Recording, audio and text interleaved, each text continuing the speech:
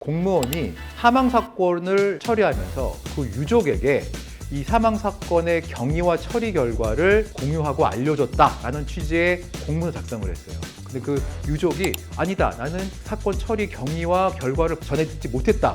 그래서 허위의 공문을 작성했다라는 취지로 이 공문을 고소해서 이 공무원이 수사받게 된 사건이 있었는데요. 안녕하세요. 유돈로우 채널의 김유돈 변호사입니다. 자, 이번 영상에서는요, 정말 공무원들에게 많이 적용되는 범죄, 허위 공문서 작성죄에 대해서 알아보겠습니다. 뇌물죄로 공무원을 막 수사하다가요, 뇌물죄 증거가 안 나오니까 허위 공문서 작성죄로 수사해가지고 처벌하는 경우 많이 봤습니다. 제가 사실 그렇게 기소한 경우도 있고요. 이런 경우에 공무원 굉장히 억울하게 느껴질 경우가 많겠죠. 자, 이렇게 허위 공문서 작성은요, 단순한 문서 문제가 아니라 공권력과 공적 신뢰를 훼손하는 범죄로 보고요, 중대한 범죄로 처벌하는 경우가 많이 생깁니다. 그래서 허위 공문서 작성죄로 수사나 재판을 받고 있다면요, 정말 잘 대응하셔야 합니다. 우리 형법 제227조에 보면요, 공무원이 그 직무에 관하여 허위의 공문서를 작성하면 7년 이하의 징역이나 1,000만 원 이하의 벌금에 처하도록 규정하고 있습니다. 이 공무원의 허위 공문서 작성죄를 살펴보면요, 먼저 당연히 공무원이 범하는 범죄이고 그 문서가 허위의 내용을 담고 있어야 합니다. 자, 여기서 중요한 거는요, 바로 이 허위가 어떤 내용이냐가 중요합니다. 단순히 사실과 다른 내용이라고 해서 무조건 허위가 되는 건 아니고요.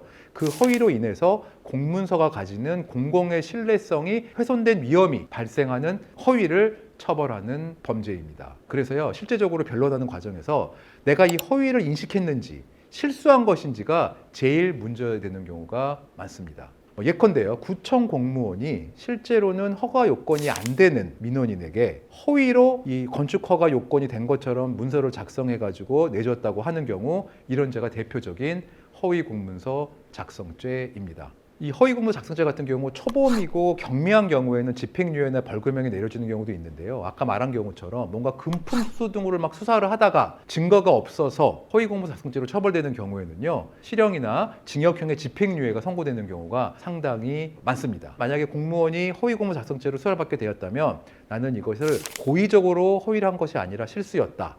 그리고 이거는 내 의지가 아니라 상관의 지시나 어떤 관행적으로 한 것이다라는 등의 이유를 잘 설명을 해서 변론을 하는 것이 중요합니다. 제가 처리한 사건 중에요, 공무원이 사망 사건을 처리하면서 그 유족에게 이 사망 사건의 경위와 처리 결과를 공유하고 알려줬다라는 취지의 공문을 작성을 했어요. 근데 그 유족이 아니다, 나는 사건 처리 경위와 결과를 전해 듣지 못했다. 그래서 허위의 공문서 작성했다라는 취지로 이 공무원을 고소해서 이 공무원이 수사받게 된 사건이 있었는데요. 이 공문서의 작성 경위를 잘 설명을 하고 이 공무원이 이 문구를 작성한 마음속의 이유를 잘 설명을 해서 허위가 아님을 밝혀서 무죄를 선고받은 최근의 사례도 있었습니다. 허위 공문서 작성죄를 변론함에 있어서는요, 이 허위의 인식, 의도를 잘 변론하는 것이 매우 중요합니다. 지금까지 허위 공문서 작성죄에 대해서 알아보았고요. 만약에 허위 공문서 작성죄로 수사와 재판을 받게 되신 분들이 있으면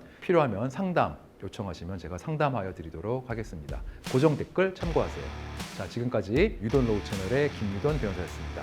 이 영상이 도움되셨다면 구독과 좋아요 부탁드리겠습니다. 감사합니다.